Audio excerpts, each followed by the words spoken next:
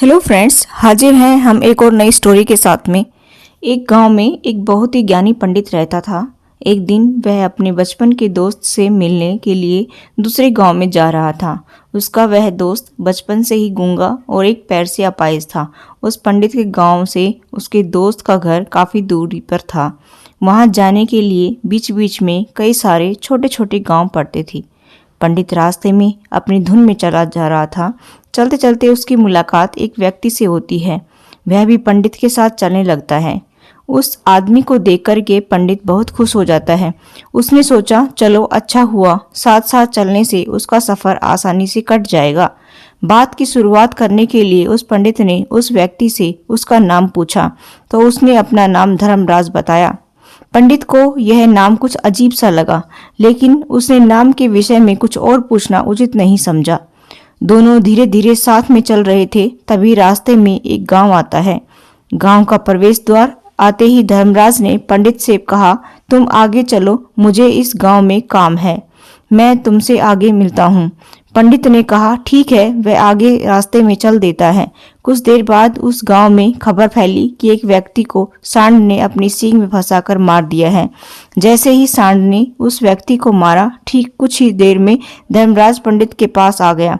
फिर दोनों चलना शुरू कर देते हैं और चलते चलते एक दूसरे गांव में द्वार पर पहुंच जाते हैं। उस गांव के बाहर एक बड़ा और विशाल मंदिर बना हुआ था। वहां पर आराम करने की सुविधा काफी बढ़िया लग रही थी। पंडित के दोस्त का घर अभी वहां से बहुत दूर था और रात भी होने वाली थी। तो पंडित ने धर्मराज से कहा, रात होने वाली है, पूरे दिन चलते चलते थक चुके हैं और भूख भी लग रही है, तो यहाँ पर भोजन करके यहीं पर हम विश्राम कर लेते हैं। फिर सुबह के समय आराम से आगे की यात्रा जारी करेंगे।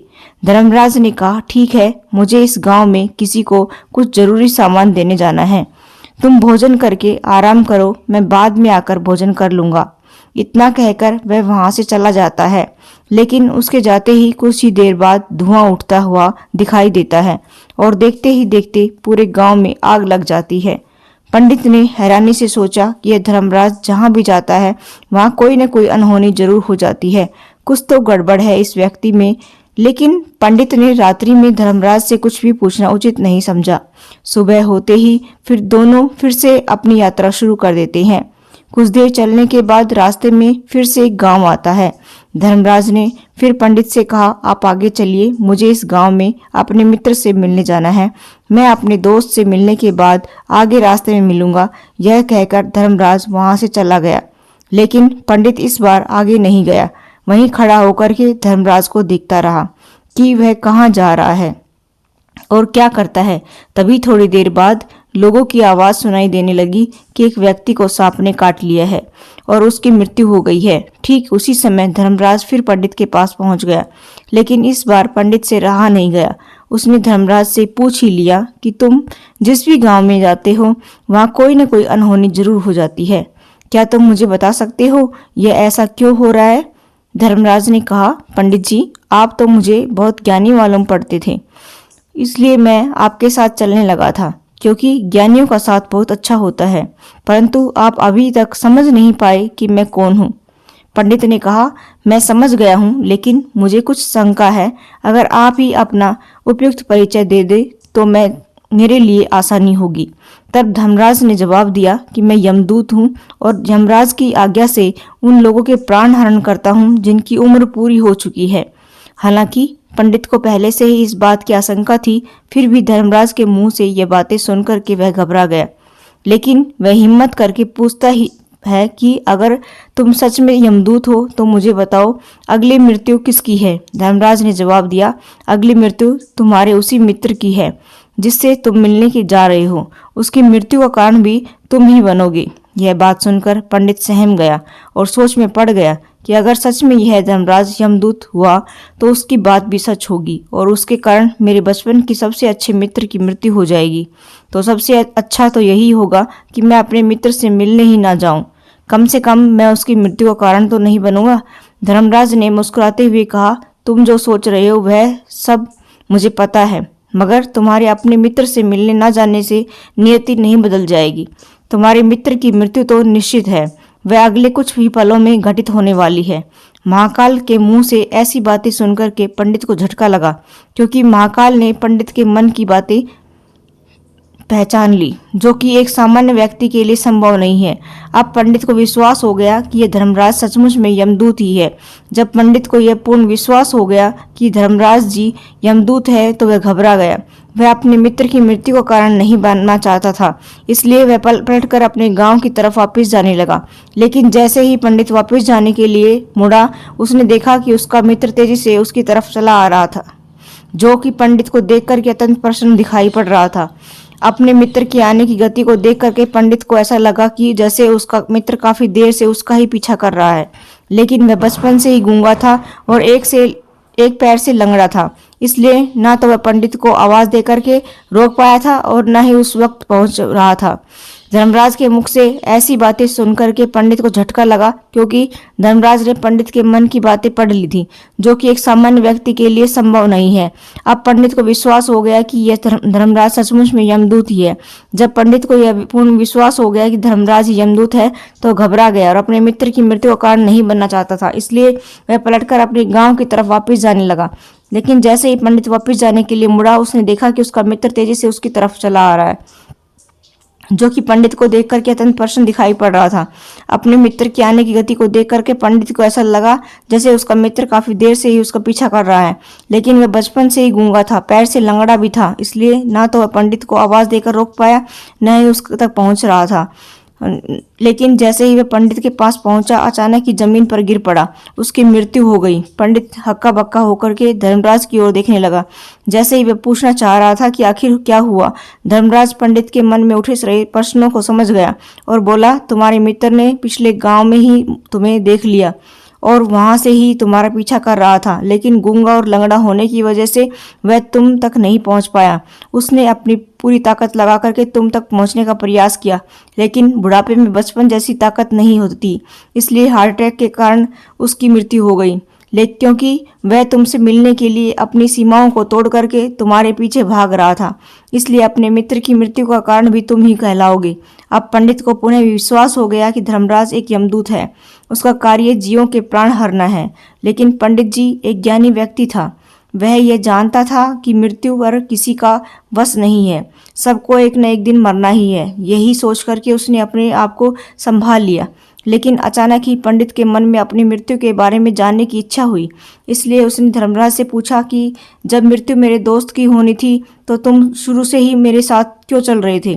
यह प्रश्न सुनकर यह धर्मराज जोर से हंसा और बोला, मैं तो हर पल हर क्षण सभी के साथ चलता हूँ, किंतु लोग पहचान नहीं पाते हैं, क्योंकि लोगों के पास अपनी समस्याओं के अलावा किसी और व्यक्ति, वस्तु या घटना के बारे में सोचने समझने या उसे देखने का समय ही नहीं होता है। पंडित ने कहा, तो क्या तुम ये बता सकते हो कि मेरी मृत्यु कब होगी और कैसे होगी? महाकाल ने कहा, हालांकि किसी भी सामान्य जीव के लिए अपनी मृत्यु के बारे में जानना ठीक नहीं है, क्योंकि कोई भी जीव हो वह अपनी मृत्यु के बारे में जान करके बहुत दुखी हो जाता है। हालांकि तुम ज्ञानी व्यक्ति मालूम पड़ते हो और तुमने जिस तरीके से अपने मित्र की मृत्यु को सहन कर लिया है, उसे देखकर लगता है कि तुम अपनी मृत्यु के बारे में जानकर भी दुखी नहीं होंगे। तो तुम्हारी मृत्यु आज से ठीक 6 महीने बाद आज ही के दिन किसी दूसरे राज्य में फांसी लगने से होगी, और सबसे हैरानी की बात तो यह होगी कि तुम स्वयं ही खुशी से उस फांसी को स्वीकार कर लोगे। इतना कहकर धर्मराज वहां से चला गया, क्योंकि अब धर्मराज के पास पंडित के पास चलते चलते रहने का कोई कारण न था। इसके बाद पंडित ने अपने मित्र के शरीर का अंतिम संस्कार किया और यथाशक्ति उसके क्रियाक्रम करके अपने गांव वापस आ गया। लेकिन कोई व्यक्ति कितना भी ज्ञानी क्यों न हो, अपनी मृत्यु के बारे में जानकर दुखी तो होता ही है, और मृत्यु से बचने का कोई न कोई उपाय भी खोजता है। तो पंडित ने भी वही किया। क्योंकि पंडित विद्वान था, इसलिए उसकी पहचान उस राज्य के राजा तक थी। पंडित ने सोचा कि राजा के पास तो कई सारे ज्ञानी मंत्री हैं, वह मेरी मृत्यु से संबंधित समस्या का कोई न कोई समाधान निकाल ही लेंगे। पंडित यही सब सोचता हुआ राज दरबार में पहुंच जाता है और राजा से सारी घटना के बारे में बताता है। राजा ने अपने मंत्रियों से सारी समस्याएं बताई और उनसे सलाह मांगी। अंत में सभी ने विचार विमर्श करके कहा, अगर पंडित की बात सही है तो उसकी मृत्यु भी 6 महीने बाद ही होगी, लेकिन मृत्यु तो तब होगी जब तक वह किसी दूसरे राज्य में जाएगा। यदि वह किसी दूसरे राज्य में जाए ही ना तो मृत्यु ही नहीं होगी। मंत्रियों की यह सलाह राजा को भी सही लगी। इसके बाद पंडित के रहने की सारी व्यवस्था महल में ही कर दी गई। राजा के आदेश के बिना उस पंडित से किसी को भी नहीं मिलने दिया जाता था, लेकिन पंडित कहीं भी आ जा सकता था ताकि पंडित को यह ना लगे कि वह राजा की कैद में है। परंतु पंडित के डर के मारे स्वयं ही कहीं आता जाता नहीं था। धीरे धीरे महीने गुजर गए और पंडित की मृत्यु का समय नजदीक जाने लगा और अंततः वह दिन भी आ गया जिस दिन पंडित की मृत्यु होनी थी। तो जिस दिन पंडित की मृत्यु होनी थी उसी दिन एक रात पहले पंडित डर के मारे जल्दी सो गया ताकि जल्दी से वह रात बीत जाए और अगला दिन आ जाए ताकि मृत्यु टल सके। लेकिन पंडित को नींद में चलने की बीमारी, किसी वैद्य को इसके बारे में बताने का कोई प्रश्न ही नहीं उठता था। पंडित अपनी मृत्यु को लेकर के बहुत चिंतित था। वह पिछले कई दिनों से ठीक से सो भी नहीं पा रहा था। नींद में चलने की बीमारी भी तभी होती है जब व्यक्ति ठीक से नहीं सो पा रहा। उस रात भी पंडित को नींद में चलने का दौरा पड़ा। वह उठा और महल से निकलकर अस्तबल में गया। क्योंकि पंडित राजा का खास मेहमान था, इसलिए किसी भी पहरेदार ने उसे रोका नहीं और न ही किसी तरह की कोई पूछताछ की। अस्तबल में पहुंचकर वह सबसे तेज चलने वाले घोड़े की पीठ पर सवार होकर के नींद में ही अपने राज्य की सीमा से बाहर दूसरे पड़ोसी राज्य में चला गया। इतना ही नहीं, वह दूसरे राज्य के राजा के महल में पहुंच गया। उस महल के पहरेदार ने भी उसे नहीं रोका और ना कोई पूछताछ की। सभी लोग रात्रि का अंतिम प्रहर होने के कारण गहरी नींद में थे। सब पंडित सीधे राजा के सैन्य कक्ष में पहुंच गया जहां राजा और रानी सो रहे थे। वह पंडित वहीं जाकर के सो गया। सुबह हुई तो राजा ने पंडित को रानी के बगल में सोया हुआ देखा तो वह क्रोधित हो गया। राजा ने पंडित को कैद करने का आदेश दे दिया। पंडित गिरफ्तार हो गया, लेकिन पंडित तो बहुचक्का हो गया। उसे तो कुछ समझ नहीं आ रहा था कि आखिर वह राजा के सैन्य कक्ष में कैसे पहुंचा। वहां उसकी सुनने वाला कोई भी नहीं था। राजा ने पंडित को दरबार में पेश करने का आदेश दिया। कुछ देर बाद उस पंडित को दरबार में लाया गया। पंडित को देखते ही राजा इतना आग बबूला हो गया कि उसे फांसी पर चढ़ा देने का हुक्म सुना दिया गया। फांसी की सजा सुनकर के पंडित कांप गया। फिर भी थोड़ी सी हिम्मत जुटा करके राजा से बोला, महाराज, मैं नहीं जानता कि मैं राजमहल तक कैसे पहुंचा। मैं यह भी नहीं जानता हूं कि आपके सैन्य कक्ष तक मैं कैसे आया। आपके महल में किसी पहरेदार या सैनिक ने मुझे रोका क्यों नहीं। लेकिन मैं इतना जरूर जानता हूं कि आज मेरी मृत्यु होनी है, वह होनी भी जा रही है। और राजा को यह बात थोड़ी अजीब लगी। उसने पंडित से पूछा, तुम्हें कैसे पता कि आज तुम्हारी मृत्यु होनी है।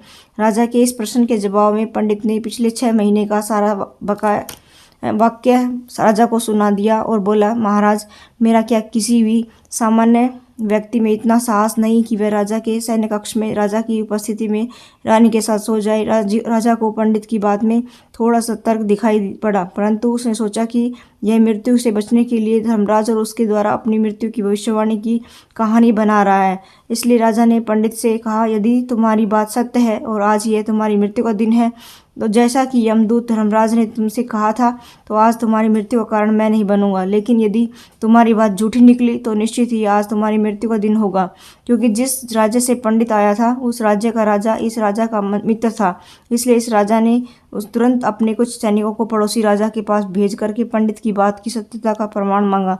भेजे गए सैनिक शाम तक लौटे और उन्होंने राजा को बताया कि महाराज, पंडित जो कुछ भी कह रहा है वह सत्य है। पड़ोसी राज्य के राजा ने पिछले 6 महीने से पंडित के रहने की सारी व्यवस्था अपने ही का खास मेहमान था। कल शाम राजा आखिरी बार पंडित से उसके कक्ष में मिले थे। उसके बाद इस राज्य में कैसे पहुंच गया इसकी जानकारी किसी को भी नहीं है। इसलिए उस राज्य के राजा के अनुसार पंडित को फांसी की सजा देना ठीक नहीं है। लेकिन राजा के सामने एक नई समस्या थी, क्योंकि उसने बिना पूरी बात जाने कि पंडित को फांसी की सजा सुना दी। तो इसलिए अगर पंडित को फांसी नहीं दी जाती तो राजा के वचन का अपमान हो जाएगा। लेकिन अगर राजा की बात का मान रखा जाए तो बेवजह ही एक निर्दोष व्यक्ति की मौत हो जाएगी। राजा ने अपने सभी मंत्रियों से इस बारे में सुझाव मांगा तो मंत्रियों ने राजा को सुझाव दिया कि महाराज, पंडित को एक कच्चे सूत के धागे से फांसी लगा दी जाए। इससे आपके कथन का मान भी रह जाएगा और कच्चे सूत के धागे से पंडित को फांसी भी नहीं लगेगी और उसके प्राण भी बच जाएंगे। राजा को मंत्रियों का सुझाव पसंद आया और उसने ऐसा ही करने का आदेश दिया। पंडित सूत के धागे से फांसी का फंदा बनाया गया और नियम के अनुसार पंडित को फांसी पर लटकाया गया। सभी लोग बहुत खुश थे कि ना तो पंडित मरेगा और ना ही राजा का वचन खा ली जाएगा। पंडित को भी पूर्ण विश्वास था कि यह सूत के धागे से तो उसकी मृत्यु, इसलिए सूली पर चढ़ने के लिए तैयार हो गया। जैसा कि धर्मराज ने भविष्यवाणी की थी कि तुम खुद ही अपनी फांसी को स्वीकार करोगे। लेकिन जैसे ही पंडित को फांसी दी गई, सूत का धागा तो टूट गया, लेकिन टूटने से उसकी पहले अपना काम कर दिया। पंडित के गले की एक ने सूत के धागे से झटके से गर्दन कट चुकी थी और पंडित जमीन पर पड़ा तड़फ रहा था। उसी पल उसके गले से खून की फुहार निकल रही थी।